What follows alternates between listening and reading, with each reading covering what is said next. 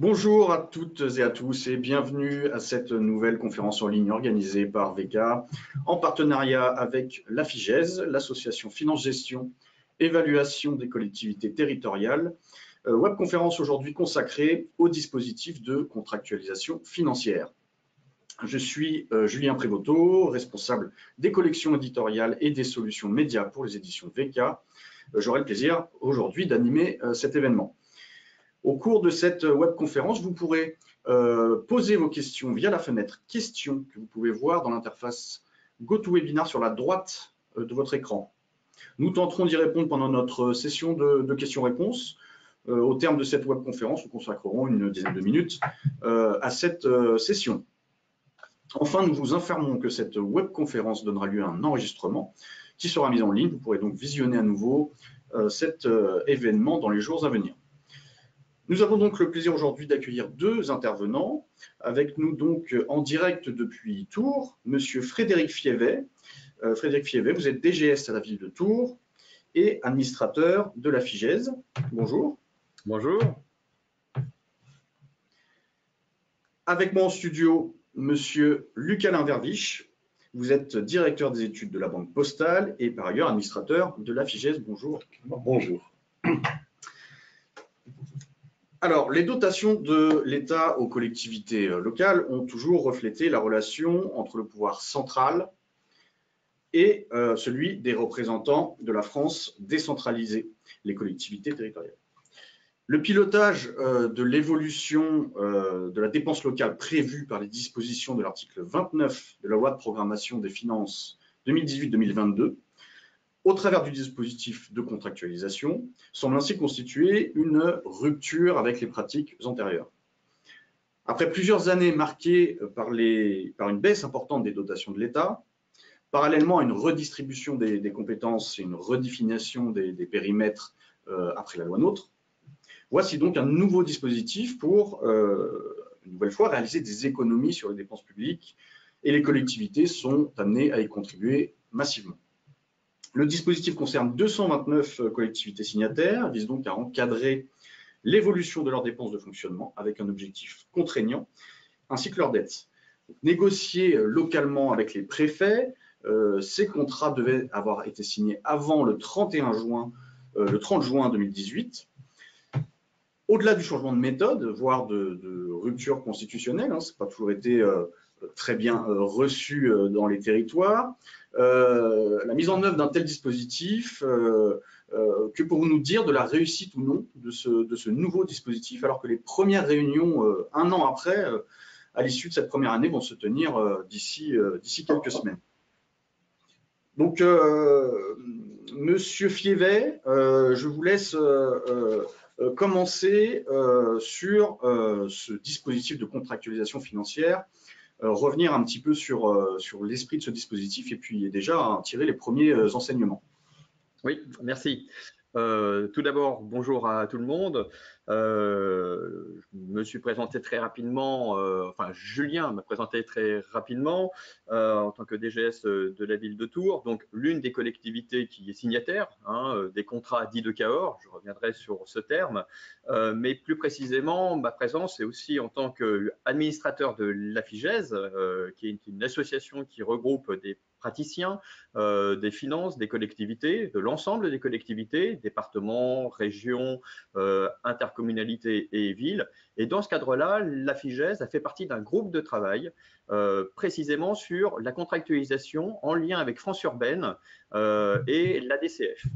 Ce groupe de travail avait vocation à ne pas se contenter d'être seulement avec ces deux structures, France Urbaine et la DCF, mais également représenter l'ensemble des praticiens, pas des politiques, des praticiens sur cette thématique-là, mais également l'ensemble des collectivités.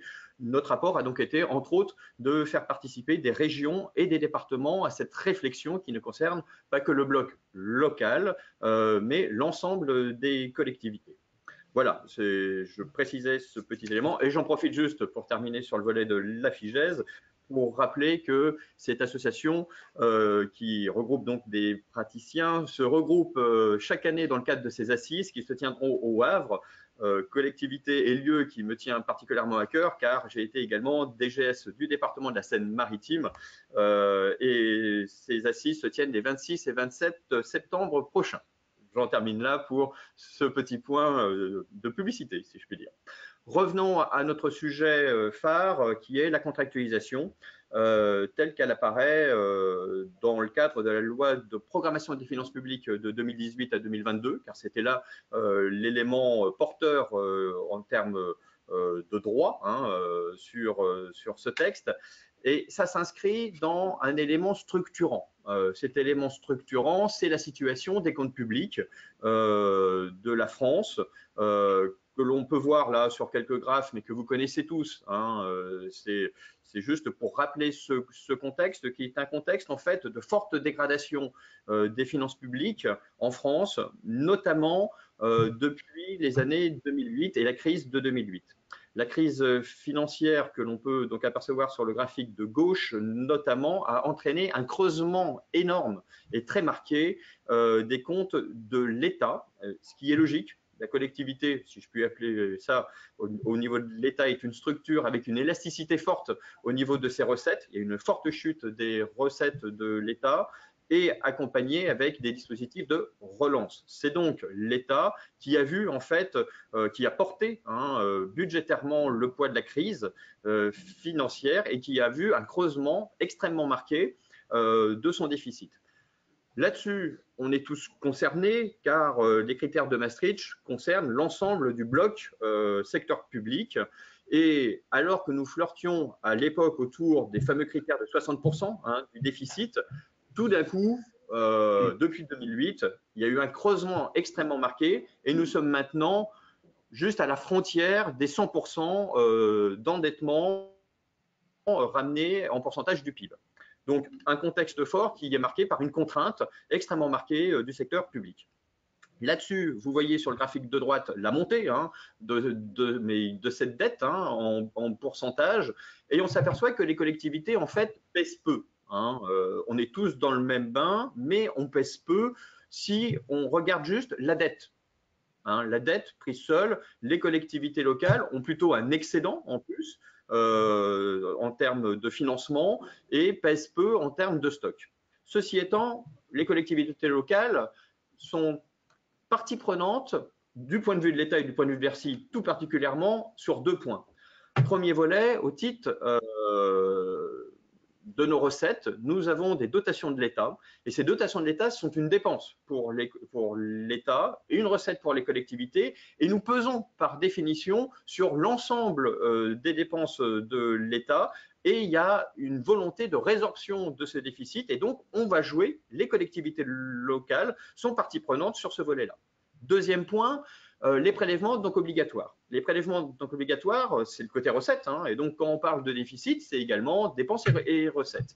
Et là-dessus, nous avons des prélèvements donc obligatoires en France assez élevés, il y en a qui diront trop élevés, en tout cas autour de 46-48% du PIB, ce qui est un niveau extrêmement fort, et les collectivités locales en font partie, donc également de ce bloc-là et de cette avancée en fait du niveau de prélèvement donc obligatoire tout au long de la décentralisation. Du coup, je vais y revenir après, mais ça va jouer la réaction en fait et la logique de l'État, notamment dans le cadre de ce nouveau dispositif, va jouer tant sur les prélèvements donc obligatoires que sur le niveau de dépenses des collectivités.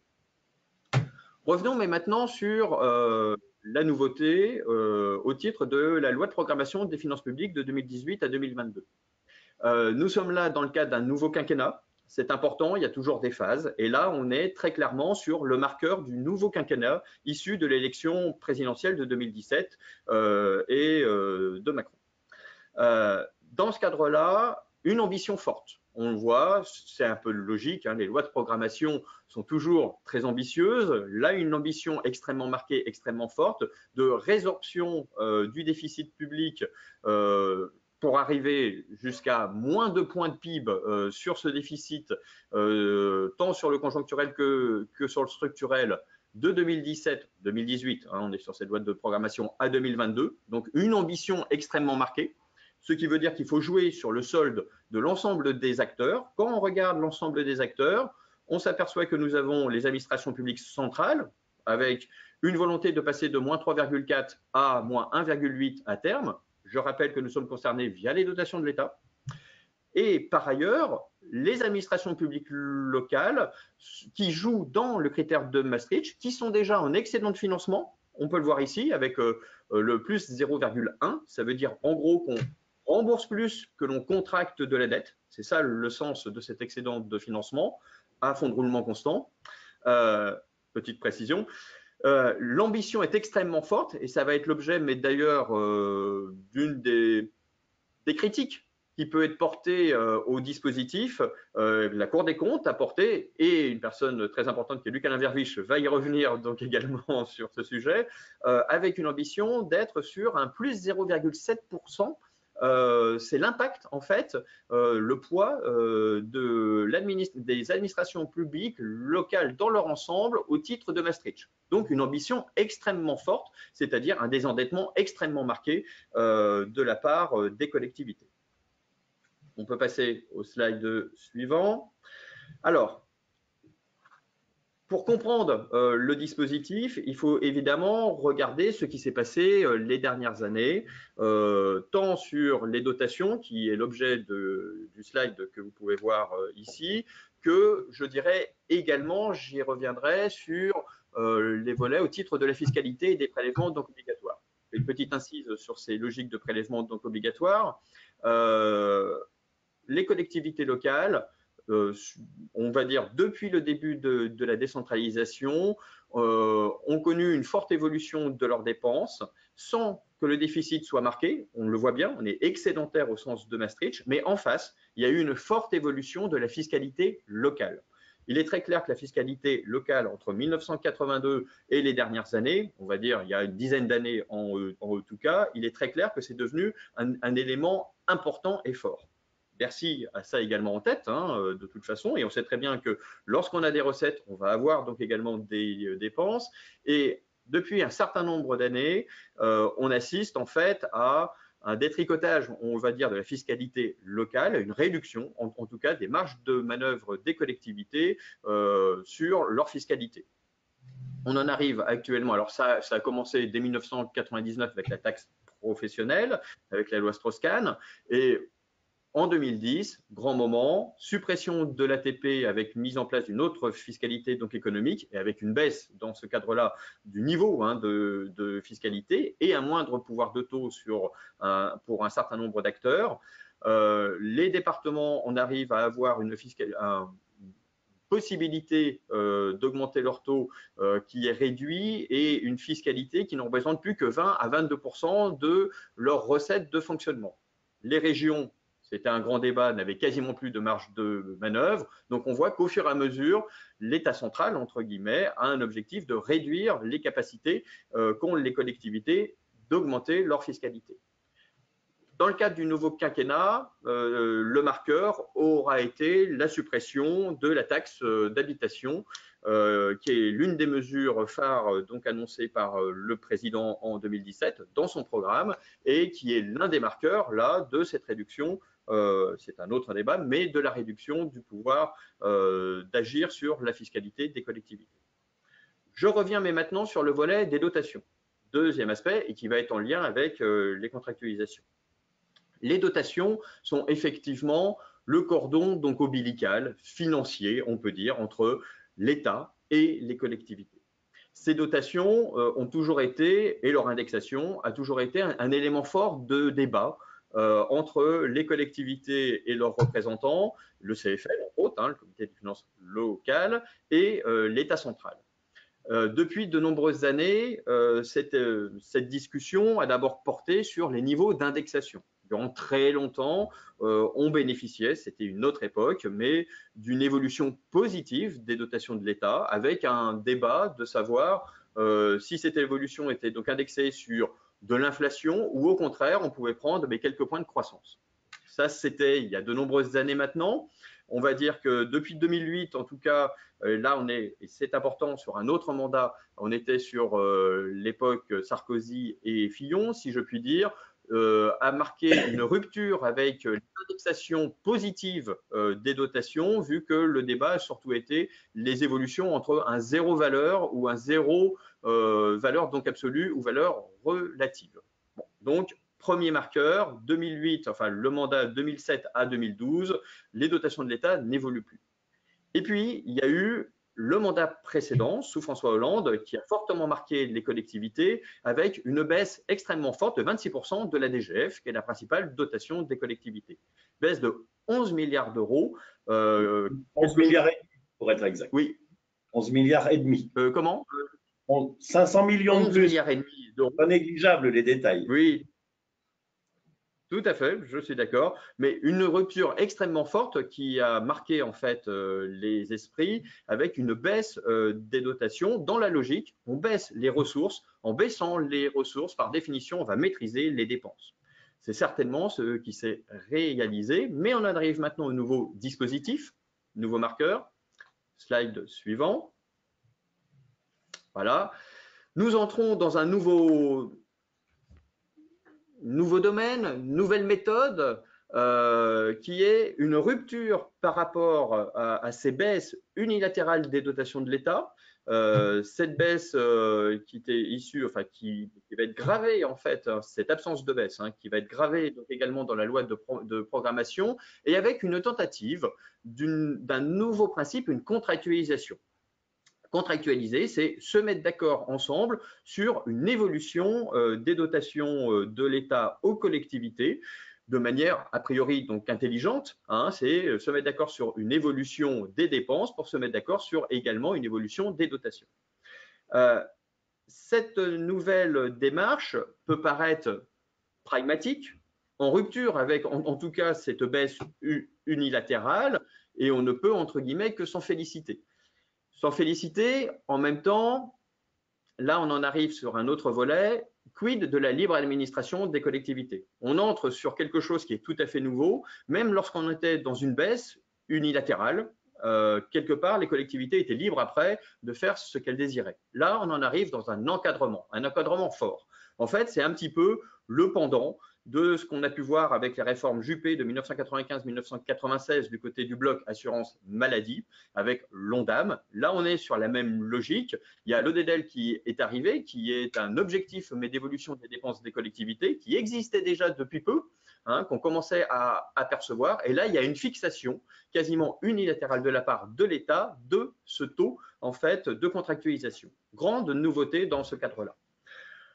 Pour faire passer en fait le dispositif, la contrepartie, c'est déjà plus de baisse donc unilatérale de la DGF. Deuxième volet, il est à noter que cette évolution, cet encadrement de l'évolution des dépenses n'est pas là une baisse des dépenses des collectivités. L'objectif est d'atteindre des économies qui est 13 milliards, pas 11, là je vois qu'il y a 11, mais 13 milliards d'économies en dépenses de fonctionnement par rapport à ce qu'on estime d'une évolution spontanée, c'est-à-dire ce qu'on a constaté sur les dernières années, mais d'évolution des DRF des collectivités. Et donc, on doit avoir un gain, et ce gain nécessite la réalisation de 13 milliards d'économies. Pour ça, l'équivalent de ce 13 milliards d'économies par rapport à une augmentation tendancielle de 2,60%, c'est cette norme qui va être appliquée, qui est l'ODEDEL, qui est 1,2% l'an. Cette norme, on peut l'afficher comme cela, c'était déjà le cas, il y avait un ODEDEL qui apparaissait les années précédentes, mais cette fois-ci, on le grave dans le marbre via des éléments de contractualisation. C'est le principe de l'article 29 de la loi de programmation des finances publiques. Là-dessus, ces contrats, l'État ne va pas les signer avec les 36 000 communes, les 100 départements et les 22 régions, quoique sur les 13 régions, excusez-moi, mais va les faire sur les collectivités les plus importantes. C'est un peu le principe du ruissellement, si je puis dire. La contrainte se fait sur les plus grosses structures, c'est-à-dire celles qui dépassent 60 millions d'euros de budget, ce qui nous amène en fait à 322 collectivités cibles, l'ensemble des régions, l'ensemble des départements et le solde étant les plus importantes collectivités du bloc local, EPCI ou ville. Dans ce cadre-là, on ne voit pas très bien, je pense, je ne sais pas si vous voyez bien la suite du slide qui apparaît là. Le principe, c'est de mettre en place cette contractualisation avec une sanction donc à la clé en cas de dépassement. Le but est donc, c'est un dispositif qui boucle, si je puis dire, une cible, un contrat, et si on ne passe pas, si on ne tient pas cette cible, une sanction à la clé. Cette sanction qui est affichée dans l'article 29 de la loi de finances, enfin de la loi de programmation, est une amende de 75% en fait du dépassement constaté si la collectivité est signataire et 100% de l'amende si la collectivité n'est pas signataire. On passe à la suite. Là, vous avez l'ensemble, je dirais, l'économie générale du dispositif que vous voyez là. C'est à peu près ce que je venais de vous dire. On entre un petit peu plus dans les détails. On est à périmètre constant. On va se consacrer essentiellement sur les dépenses de budget principal. On n'est pas sur les budgets annexes. Ça a son incidence essentiellement pour le bloc local et les EPCI, où il y a beaucoup de gestion en budget annexe. Alors, vous noterez qu'il y a malgré tout dans le budget principal des subventions qui viennent alimenter en ressources le budget annexe, mais on est sur une configuration budget principal. Il y a quelques exonérations pour les dépenses au niveau des départements sur les AIS, qui fait partie d'un enjeu. Il n'y a que la prise en compte des dépenses jusqu'à 2% d'évolution. Premier volet, l'objet de ce contrat, c'est donc de contractualiser sur les dépenses de fonctionnement. Le raisonnement s'effectue sur les dépenses de fonctionnement net, mais net sans prendre en compte, cependant, c'est net des ajustements au sein de la classe 6. Je commence à parler un tout petit peu plus technique, mais on ne prend pas en ligne de compte les recettes qui sont liées. Donc, on est sur un raisonnement qui est vraiment une maîtrise de la dépense sans prendre en compte, en fait, les recettes en face. Deux autres volets qui apparaissent dans cet élément de contractualisation, même si le caractère plus contraignant apparaît essentiellement sur les dépenses, il y a une appréciation également, et le contrat le précise, du besoin de financement de la collectivité. Donc, un engagement dans ce cadre-là. Et également, pour les collectivités qui ont des ratios de dette dégradés, alors cette notion de niveau de dette dégradé est examiné au regard de la capacité de désendettement de ces collectivités, c'est-à-dire à plus de 12 ans pour le bloc local, à 10 ans pour les départements et à 9 ans pour les régions. Si on est dans cette situation-là, le contrat qui est signé entre l'État, c'est-à-dire le préfet et l'exécutif de la collectivité, doit porter donc également sur une tendance, une volonté de désendettement et donc un suivi sur cet élément-là. Donc, suivi sur le fonctionnement, sur également le besoin de financement, pas forcément de manière contraignante, mais sur l'endettement et de manière plus contraignante si on est sur des niveaux d'endettement fortement marqués. Ce contrat, il est conclu pour 3 ans. C'est un suivi sur les exercices 2018, 2019 et 2020. C'est le principe de base. On est sur du pluriannuel avec le 1,20 en élément de base qui est déjà prédéterminé. Et l'ensemble de ces contrats devait être signé au plus tard au 30 juin 2018, c'est-à-dire une signature dans des délais très restreints. Le dispositif, dans ce cadre-là, prévoyait, et on est toujours dans l'article 29 de la loi de programmation des finances publiques, la LPFP, non pas la LFPP, comme je vois ici, avec 3 critères qui étaient prévus par la loi de programmation de modulation. Ces critères de modulation étaient liés d'une part à l'évolution démographique, avec la possibilité dans ce cadre-là de gagner un 0,15 ou au contraire de perdre un 0,15% sur ce taux indicateur de 1,20 en fonction de l'importance du poids démographique et de l'évolution démographique sur les dernières années. De la même manière, un autre critère permet de moduler notre taux d'encadrement de 0,15% à la hausse ou à la baisse en fonction des revenus moyens par habitant. Et enfin, dernier point, une possibilité d'évolution également à la baisse de plus 0,15, plus ou moins 0,15% en fonction de l'évolution sur ces dernières années de nos DRF. Donc, c'est examiné sur la période de 2014 à 2016. Si on était sur une collectivité qui avait déjà fait un certain nombre d'économies, il y a effectivement la prise en compte de ce bonus, entre guillemets, sur l'élément d'évolution tendancielle sur les prochains exercices, sur les 3 prochaines années. Inversement, on pouvait se retrouver sur une situation donc différente avec une modulation à la baisse. Voilà en gros les 3 critères qui étaient prévus dès le départ dans la loi de finances de programmation. Et on rappelle, mais ça je l'ai déjà dit, reprise financière et sanctions qui est prévu à hauteur de 75% du dépassement si on est signataire ou 100% du dépassement si on n'est pas signataire une fois l'examen de ces données, c'est-à-dire après les éléments de revoyure. C'est-à-dire les premières sanctions peuvent apparaître à partir de maintenant à la mi-2019 pour le constat 2017-2018. Donc chaque année, c'est l'année suivante qui a l'examen de savoir si on a bien passé ce fameux cap, ce taux directeur, si on est dans les clous ou pas. Ce plafonnement est cependant plafonné à 2% des recettes réelles de fonctionnement du budget principal. C'est quand même un plafonnement haut, hein, 2% des RRF. Si on voit un taux d'indicateur qui est, enfin, si on est sur 1,20, si on n'est pas signataire, pour prendre simple, le plafonnement à 2%, ça veut dire qu'on n'est pas à 1,20 mais à 3,20 et qu'on prend la totalité. Donc, c'est quand même un plafonnement relativement fort. Je le fais en macro. Là-dessus, le prélèvement, il y a les modalités qui sont déjà prévues. On n'en est pas encore là, hein, je vous rassure, mais c'était déjà prévu par le législateur.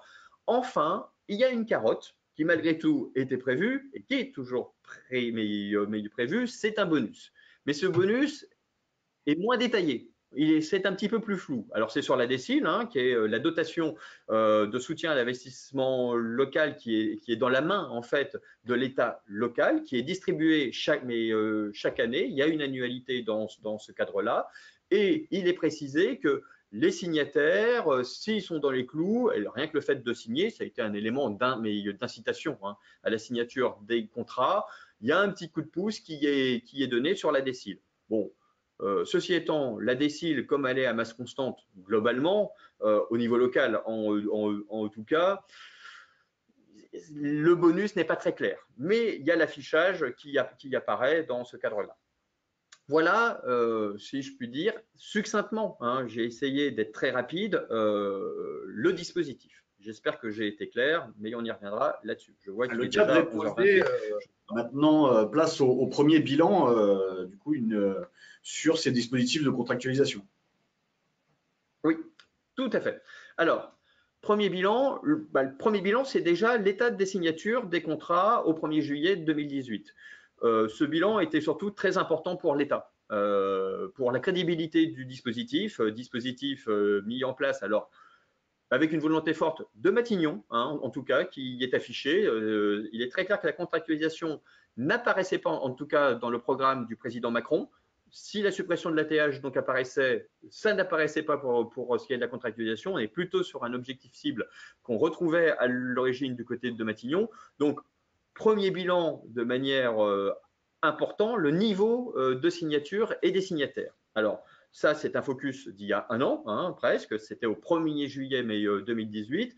Et on constate que sur nos 322 collectivités cibles, nous avons 229 signataires, c'est-à-dire un taux de plus de 70%, ce qui peut amener un certain satisfecit quantitatif pour l'État dans le cadre de l'adhésion dans ce dispositif. Sur ces 322, alors ce qui veut dire qu'il y en a 93 qui n'ont pas signé. Cependant, lorsqu'on regarde après la répartition des signataires et des non-signataires, c'est surtout ça qui est important, on s'aperçoit qu'il y a une certaine dichotomie entre, d'une part, le bloc local, avec un taux de signature assez donc important du côté des communes et des EPCI.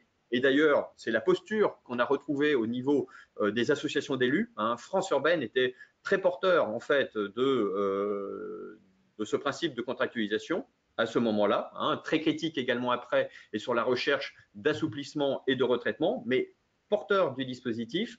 Sur les départements et les régions, et je dirais que l'ADF et l'ARF, de leur côté, ont plutôt été critiques sur le dispositif, en lien aussi avec d'autres difficultés. Lorsqu'on est sur les départements, difficultés sur les AIS, sur le financement des AIS, les allocations individuelles de solidarité, qui est un point de discorde qui existe depuis assez longtemps.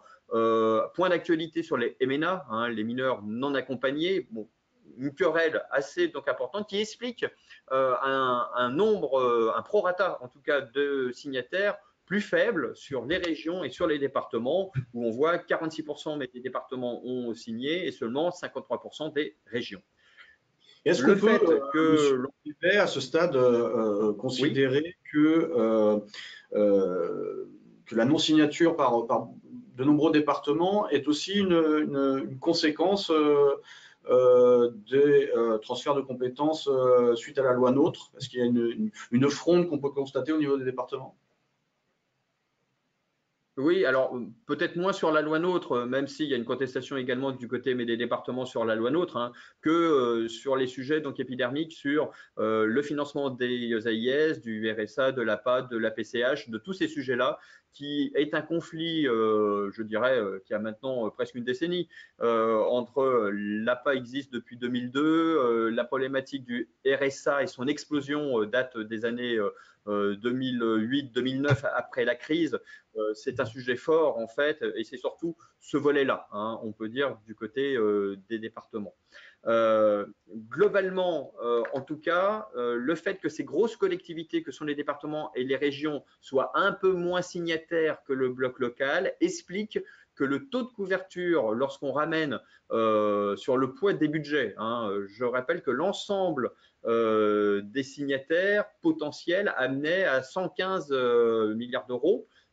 C'était le premier, c'est le bloc des 322. Le taux de couverture n'est que de 59%, alors qu'on a 71% des collectivités. C'est tout bêtement ce volet-là. Je tiens juste à signaler qu'à côté de ces 322 collectivités signataires, il y a d'autres collectivités, bon pas beaucoup, 15-16, qui ont signé donc également un contrat, c'est-à-dire qui se sont mis dans ce dispositif. Alors par définition, comme il y a tous les départements et toutes les régions qui sont concernées, on trouve ça dans le bloc local, c'est des collectivités comme Montluçon, Charleville-Mézières, Quimper, etc., qui n'étaient pas visées parce qu'ils n'étaient pas dans le niveau des 60 millions de budget cible, mais qui ont signé donc également. Ça, mais ça reste marginal. Juste, oui. Si tu permets, je voudrais ajouter peut-être un tout petit point concernant les départements qui fait le lien avec la logique présentée par le gouvernement, suivant laquelle le contrat donne davantage de latitude aux collectivités locales finalement pour adapter leurs dépenses, alors que la baisse des dotations avait été brutale et contraignante.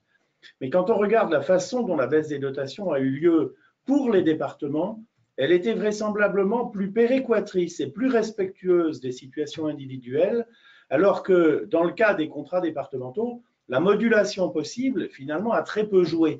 Et donc, les départements ont pu avoir le sentiment qu'en réalité, on prenait moins en compte leur réalité individuelle dans le nouveau système que dans celui qui avait prévalu entre 2014 et 2017. C'est un point technique, il n'est certainement pas le plus important, mais c'est un point qu'on n'a pas beaucoup soulevé et je pense quand même qu'il joue un peu, notamment dans ce que pourraient être des clauses de revoyure ou une adaptation finalement des contraintes.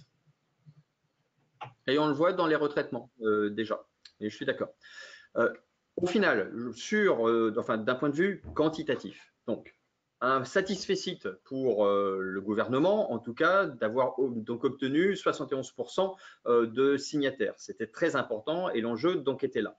Mais déjà à ce moment-là, à la mi-juillet, juillet 2018, des contestations se font du côté du bloc local. Et même si les EPCI et les communes ont plutôt massivement signé, une certaine frustration en disant qu'on signait, je dirais, le revolver sur la tempe dans ce cadre-là. Parce qu'effectivement, ça va être un autre point. On va s'apercevoir que si le dispositif de contractualisation a été plutôt soutenu par les grandes associations que sont France Urbaine, mais par exemple, très très vite, la mise en œuvre a été plus contestée. c'est le deuxième point que l'on voit, le slide d'après. On le voit déjà par les taux qui ont été donc appliqués. La loi de programmation prévoit le 1,20, prévoit que 3 possibilités de dérogation avec des marges de fluctuation de 0,15 points. Au final, lorsque l'on examine, on s'aperçoit que les modulations qui sont possibles vont de 0,75% à 1,65% en tout. En gros, on reste sur un véritable tunnel. C'est un tunnel qui est quand même très réduit. Lorsqu'on a été amené à discuter avec les préfectures, à discuter sur le taux à fixer, on s'est aperçu qu'il y avait très peu de marge de manœuvre. Le 1,20 était très clairement la cible qui était donc affichée. Les 3 critères de modulation qui apparaissaient ouvraient très peu d'espace. Les données ont été fournies par l'administration centrale, par exemple, pour l'évolution démographique. Après, on peut se poser des questions, et c'est le cas, mais notamment de Sergi, de savoir si le 0,15 points qui apparaît en termes d'évolution, ça peut donc absorber réellement les dépenses supplémentaires lorsqu'on est en forte évolution démographique. Certainement pas. Quoi qu'il en soit, les 0,15 ont été très peu discutés. Ça a été donc imposé. Le critère qui a amené à avoir une modulation plus marquée a porté en fait sur l'évolution des DRF, c'est le 3e critère, entre 2014 et 2016. C'est ce critère-là qui a permis de donner un 0,15 en plus ou en moins de manière plus souple. Mais les 2 autres critères n'ont pas été discutés. Au final, on s'aperçoit que dans le dispositif, on a un véritable tunnel et qu'il y a eu peu de discussions. La circulaire du 16 mars, qui a été produite très rapidement et qui était le seul élément d'indicateur, prévoyait même un contrat de base. Donc, au final, vous allez discuter avec l'État local, la DDFiP, la préfecture, votre comptable public. Eux-mêmes se retrouvent avec des choses assez impératives au final, donc peu de discussion sur les taux. Le taux d'évolution a quasiment été donné et un tunnel très peu large. En gros, on ne peut pas vous présenter un plus 3%. C'est impossible, même en le justifiant. Du coup, les discussions des contrats ont surtout porté sur un petit nota qui apparaissait en fait dans la circulaire, c'est qu'on peut faire apparaître dans les contrats des éléments qui vont nécessiter des retraitements le cas échéant. Donc, ce n'est pas sur le taux que la discussion a porté, c'est au contraire, dans le cadre de la clause de revoyure, qu'est-ce qu'on va pouvoir exclure à terme? Quels sont les éléments sur lesquels on va pouvoir négocier? Et là-dessus, la plupart du temps, ça a été marqué, ça a été noté, mais avec peu d'engagement au niveau du signataire qu'est l'État. Au moins, ça a permis de prendre en compte un certain nombre de dépenses, mais la circulaire de mars 2018, à ce moment-là, et au moment où on a signé les contrats, on savait très très peu, en fin de compte, ce qu'on allait pouvoir retraiter au niveau des dépenses. Donc, si je résume, peu de discussions au niveau du taux, qui a quasiment été donc imposé, peu de marge de fluctuation. Les marges de fluctuation ont en plus été quasiment décidées, donc imposées, donc un taux sur lequel on n'a pas discuté ou très peu.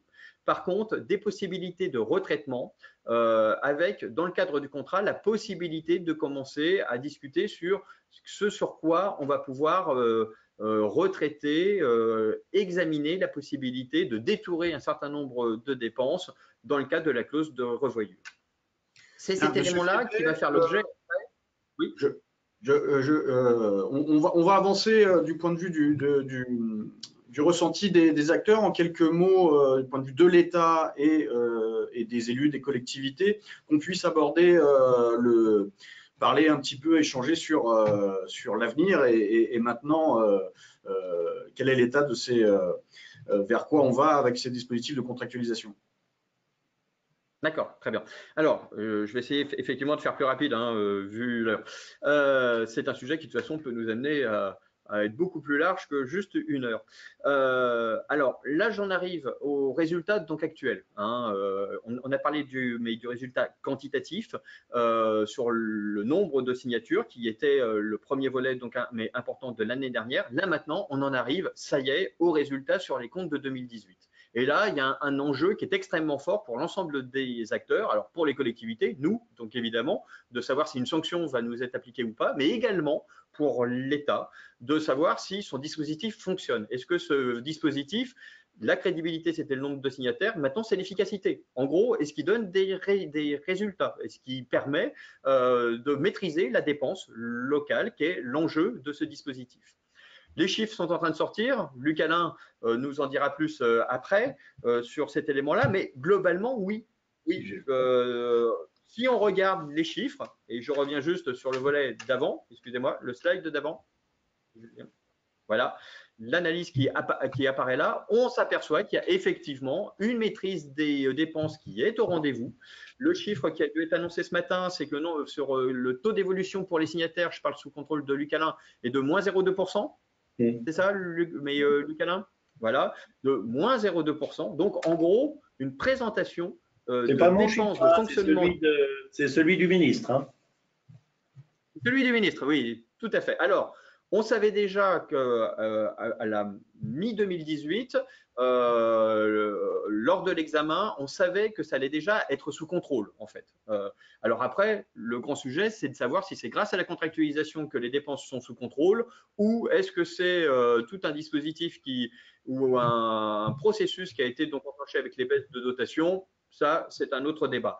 Quoi qu'il en soit, on s'aperçoit qu'il y a effectivement, les collectivités signataires vont présenter une maîtrise extrêmement marquée de leurs dépenses de fonctionnement, on va dire autour des 0%, donc pas d'évolution des DRF dans ce cadre-là, et que la globalité des collectivités vont avoir une petite évolution de leur DRF. Donc, plutôt une satisfaction de ce côté-là, et a priori, un dispositif qui fonctionne.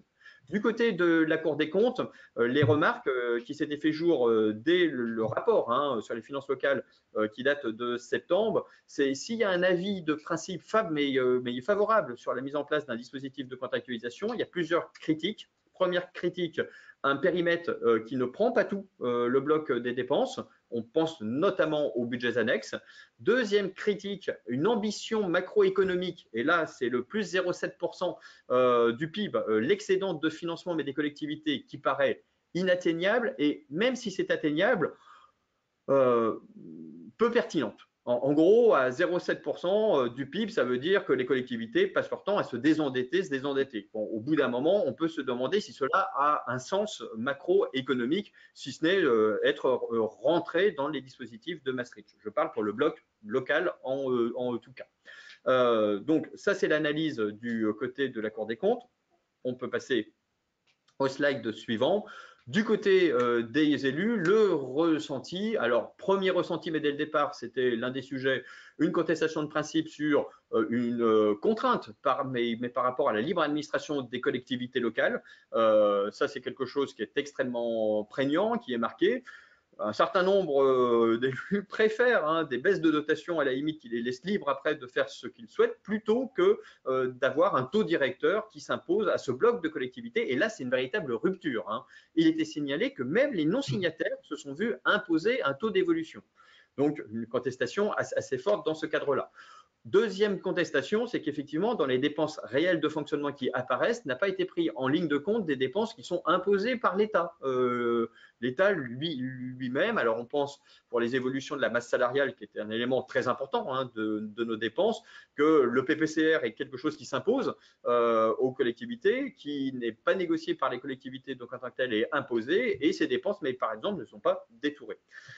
Plus des contestations qu'on évoquait plus globalement sur des divergences de fond, et sur un plan plus technique, peu de concertation, un contrat qu'on peut dire un peu léonin dans le principe avec ce taux de 1,20 qui s'impose. Bon.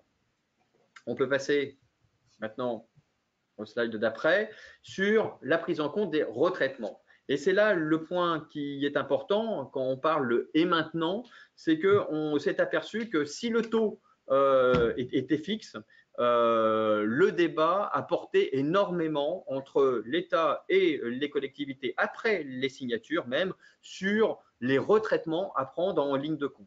Ces retraitements ont fait l'objet d'importants travaux et a permis en fait de détourer un certain nombre de dépenses. Ça a fait l'objet d'un guide méthodologique qui a été distribué au préfet au début de l'année 2019. À signaler qu'il ne s'agit pas d'une circulaire, donc il n'y a pas d'éléments contraignants dans ce cadre-là, mais des fiches méthodologiques ont permis d'exclure un certain nombre de dépenses en vue de la clause de revoyure qui a lieu donc actuellement. On peut juste les examiner en passant, voilà, ici. Vous avez ces 10 fiches qui apparaissent. Alors, il y en a certaines, je les ai mis avec des couleurs un peu différentes. Certaines, comme les fiches 2 et les fiches 10, concernent des thématiques qui ne concernent que les départements. Les fiches 7 et les fiches 8 concernent des thématiques qui ne concernent que les régions. Les autres peuvent concerner l'ensemble des collectivités qui sont concernées.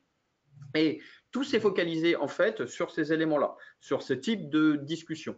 Il y a beaucoup de choses à dire sur ces retraitements qui ont fait l'objet en fait d'une recherche de consensus. On a senti que l'État a essayé d'assouplir en fait le dispositif en négociant pour le faire donc accepter de manière plus large, et notamment devant la fronde de certaines associations d'élus, le bloc local, mais par ailleurs, qui était plutôt favorable au principe, s'est beaucoup battu sur ces notions de retraitement. On peut continuer. Voilà. Ces retraitements, on peut en discuter, on peut les contester sur un certain nombre de choses. Ça laisse place à beaucoup d'interprétations. Dans le cadre du groupe de travail qui a été mis en place avec la FIGES, on s'est aperçu que au niveau local, je ne dirais pas que chacun en a fait à sa sauce, mais un petit peu quand même. Il y a quand même beaucoup de choses qui se font en accord local. On ne va pas citer, mais pour certaines personnes, des augmentations de subventions d'équilibre sur des budgets annexes ont été détourées de manière plus simple. La prise en compte des événements donc exceptionnels sont parfois à géométrie variable. On sent bien qu'il y a eu des directives un peu d'apaisement et surtout de faire relativement plus souple, mais globalement avec les collectivités, pour faire en sorte que le dispositif ne soit pas un dispositif de sanction de manière trop marquée. C'est quelque chose qui apparaît de manière donc importante, qui au final va permettre également de faire apparaître, et c'est un objectif pour l'ensemble des acteurs, peu de collectivités en dépassement.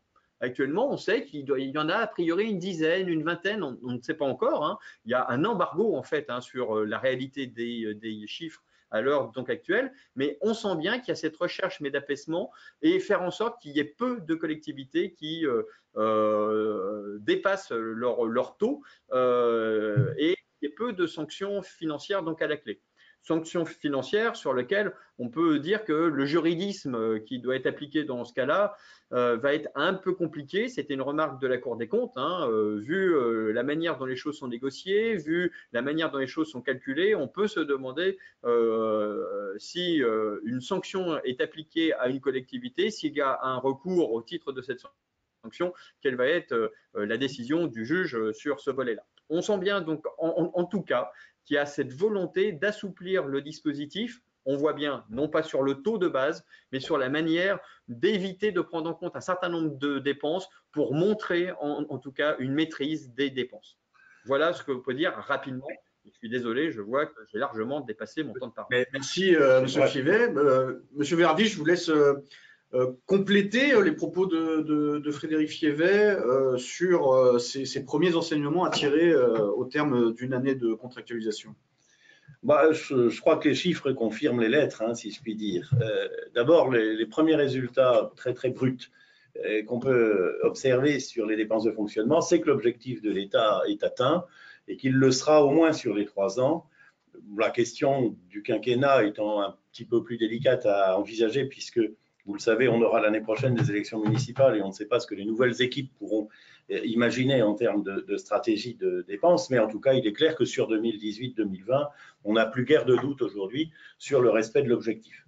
Alors, respect au niveau des 322, respect globalement au niveau des collectivités locales, ce qu'on va voir, ce qui est intéressant, sans qu'on sache très bien si c'est un effet d'exemplarité de la part des signataires, un effet d'entraînement naturel sur les territoires, ou bien tout simplement, et c'est un peu ce que nous pensons à la Banque Postale, le fait que l'année 2018, en fait, n'est pas la première année d'une démarche vertueuse, mais tout simplement une année qui s'inscrit dans un parcours déjà entamé depuis le début de la décennie. Restent deux questions clés que Frédéric a exposées et que la Cour des comptes avait également pointées. C'est en fait l'effet final de cette réduction du rythme de dépenses de fonctionnement et de l'augmentation corrélative de l'autofinancement. Est-ce que l'autofinancement se traduira par du désendettement ou est-ce qu'il se traduira par en fait la prise en compte des besoins en matière d'investissement dont chacun peut vérifier quotidiennement que le patrimoine public local a quand même beaucoup souffert depuis quelques années. Alors les chiffres, hein, les premiers chiffres le montrent. Sur les 322, donc, sont des données très, très brutes. C'est pour ça que les chiffres ne sont pas tout à fait les mêmes que ceux du ministre. Je ne prétends pas qu'ils soient meilleurs. Il y a effectivement des logiques de retraitement à la base qui expliquent que les évolutions entre 2017 et 2018 sont un tout petit peu difficiles à apprécier au niveau individuel, mais vous voyez que globalement, et à part le cas des régions et collectivités territoriales uniques, où là, l'évolution de la dépense brute est en grande partie liée au fait que 2017, sur le plan de la compétence transport, était une année partielle. Donc, naturellement, pour les régions concernées, il y aura des discussions sur le retraitement des dépenses de base. On a globalement une réduction à moins 0,1%, on n'est pas très loin des chiffres de M. Darmanin, sur l'évolution des dépenses réelles de fonctionnement.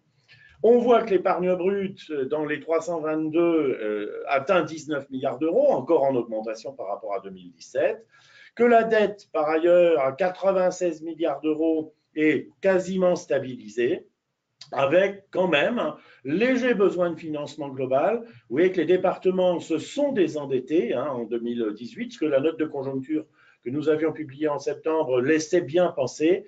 Et en revanche, il y a sur le bloc local un peu et sur les régions un peu plus, toujours un recours à l'emprunt continu, que d'ailleurs la lecture des contrats signés ne dément pas. Première remarque intéressante par rapport à ce que disait Frédéric, c'est qu'en fait, les objectifs d'évolution de la capacité ou de besoin de financement tels qu'ils sont dans les contrats ne montrent pas un mouvement de désendettement global, au moins jusqu'en 2020.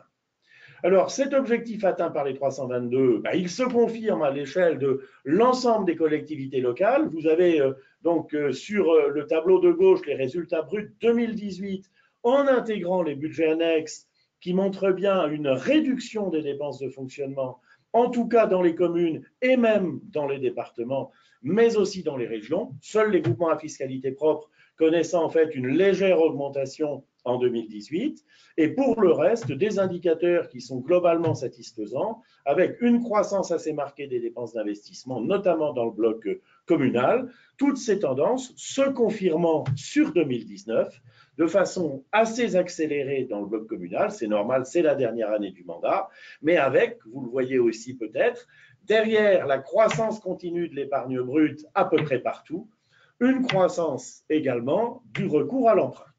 Et donc, en fait, c'est là que se posent véritablement, à notre avis, les vraies questions sur l'avenir du dispositif et aussi sur l'efficacité finale du dispositif. Parce qu'en réalité, les collectivités territoriales continuent à investir. Elles sont reparties dans l'investissement. Et elles sont reparties dans l'investissement à tel point que, on le voit sur les 3 dernières années, le montant de l'autofinancement qui croît, c'est la partie verte, n'enlève rien au fait de recourir à l'emprunt. Pourquoi? Parce qu'il y a un besoin d'investissement, il y a un niveau du patrimoine global à hauteur de 1300 ou 1400 milliards d'euros, d'après les comptes de la nation, qui nécessite des efforts de dépenses, ne serait-ce que pour assurer les gros travaux de remise en état ou les gros travaux de rénovation. Et en fait, la véritable question pour demain, c'est que va-t-il se passer? Que vont faire de leur autofinancement les collectivités locales qui auront globalement respecté et au-delà l'objectif de 1,2%.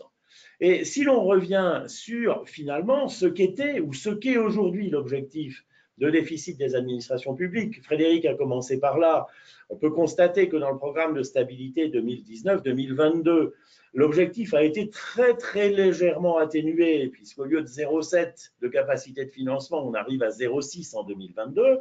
Mais 0,6 en 2022, ça reste un désendettement de 13 à 14 milliards d'euros.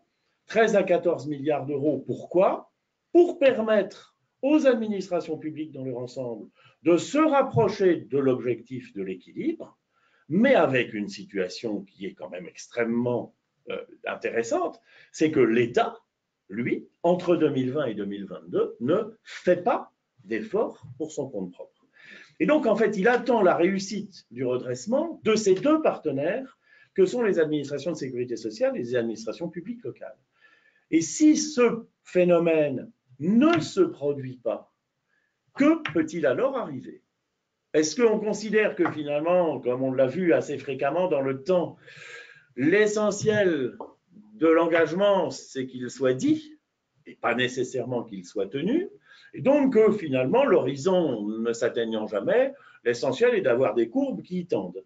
Ou bien est-ce qu'on considère qu'il faudra effectivement atteindre l'objectif de 1,2 en 2022, mais si les collectivités locales ne dégageaient pas les 0,6 qu'on attend d'elles, imaginons qu'elles dégagent 0,1 ou 0,2, Frédéric le disait, c'est quelque chose qu'on a observé effectivement de façon régulière depuis quelques années, à ce moment-là, il faudrait bien que l'État aille chercher l'effort ailleurs et, à vrai dire, les pistes qui s'offrent à lui en matière de réduction de sa propre dépense ne sont pas extrêmement nombreuses.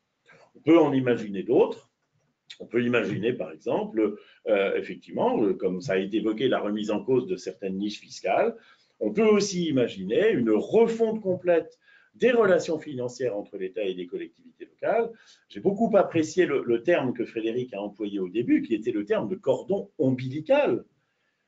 Interrogeons-nous, si vous voulez, quand même quelques instants. Qu'est-ce que serait un enfant qui, 37 ans après sa naissance, aurait encore un cordon ombilical? Pourrait vraisemblablement s'inquiéter.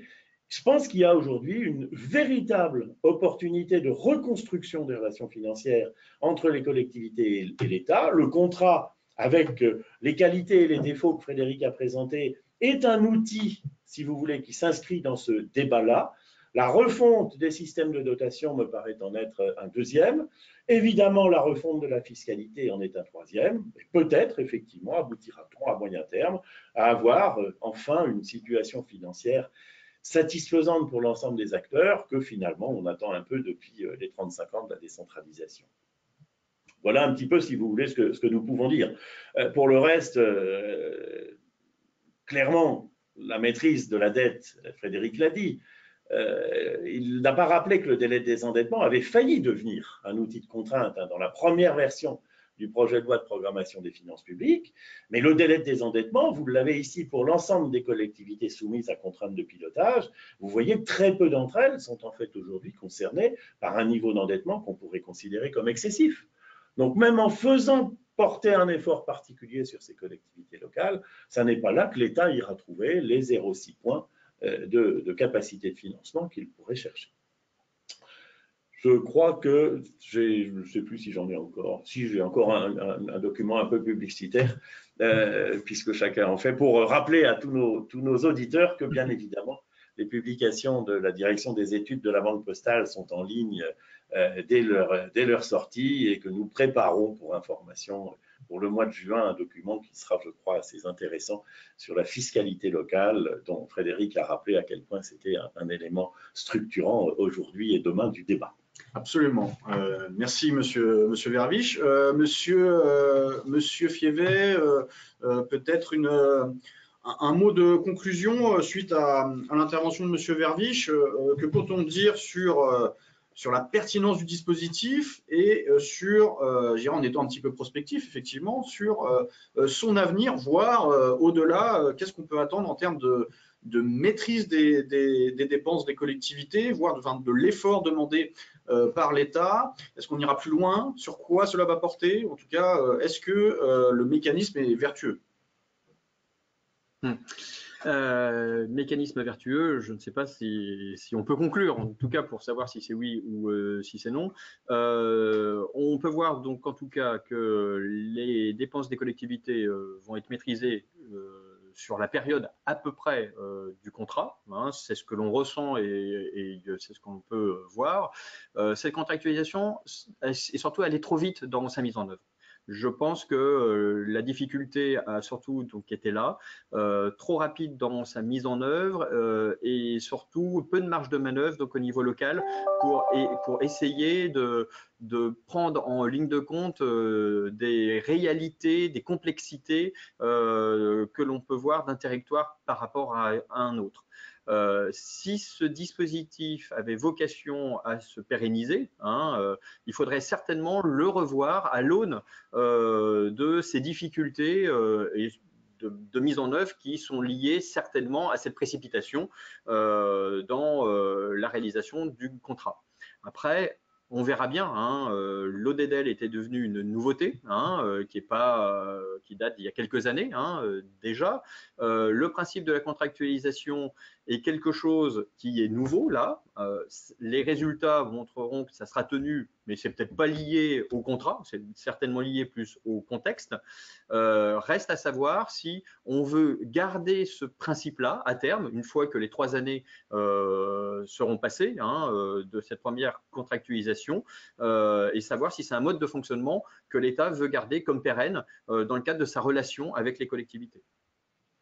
Je me permettrai d'ajouter quelque chose. Il faut quand même se rappeler que le 1,2% par an correspond potentiellement à une réduction en volume de la dépense de fonctionnement locale. Derrière, c'est donc l'interrogation finalement du niveau de service public de proximité qui est sous-tendu en quelque sorte par cela. Et donc, moi j'ai tendance à me dire, aujourd'hui finalement, et c'est en plein dans le débat que nous vivons tous ensemble depuis quelques mois, quel est le niveau pertinent de service public de proximité et quelles sont les capacités d'évaluation du service public qui est rendu. Je regrette pour ma part, quelque part, que le contrat se soit focalisé sur des chiffres plus que sur des méthodes. Introduire davantage des logiques d'évaluation des politiques publiques au niveau local me paraîtrait tout à fait pertinent demain pour permettre aux élus locaux de faire les meilleurs choix sur leur territoire et aux cadres territoriaux qui mettent en œuvre les politiques choisies de le faire dans les meilleures conditions.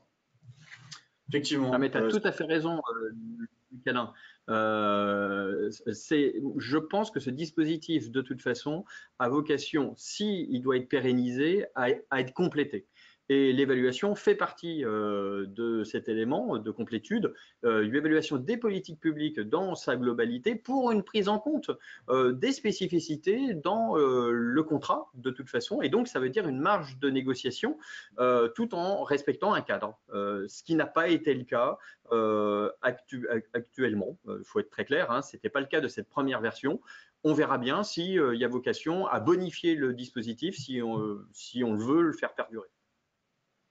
Merci Monsieur Fievet, merci Monsieur Hervich. Nous arrivons au terme de cette webconférence. Alors nous n'aurons pas le temps de prendre les questions des participants, mais pour ceux qui auront des questions et qui voudront des réponses, je vous invite à retrouver toutes nos solutions d'accompagnement juridique et opérationnel au travers de nos solutions, en particulier sur notre collection finance, sur vk.fr. Vous retrouvez les études de la Banque Postale, bien évidemment, et les formations, les études, les événements de la FIGES. D'ailleurs, prochainement, la FIGES organise, avec Fondafip, un colloque le 20 juin au siège de la Banque Postale sur le sujet de la contractualisation, donc sur toute une journée. Donc là sera abordé un après-midi. Bon, sera abordé quand même en profondeur toutes ces questions plus largement. Questions qui on le voit, sont très larges et au-delà des questions techniques, je dirais financières, touchent effectivement à l'avenir, à comment on conçoit l'avenir de la décentralisation et des services public.